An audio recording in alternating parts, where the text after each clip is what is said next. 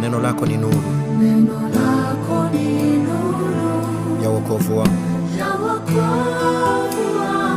Yesu, neno lako ni taa ya njia zangu.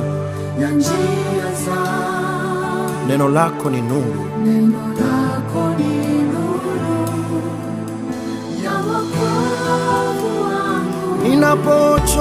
ninapochoka